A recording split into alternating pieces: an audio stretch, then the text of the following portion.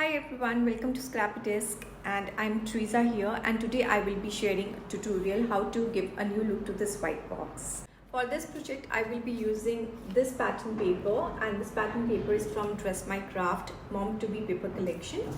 I will be using this sheet. Along with that I will be using this sheet.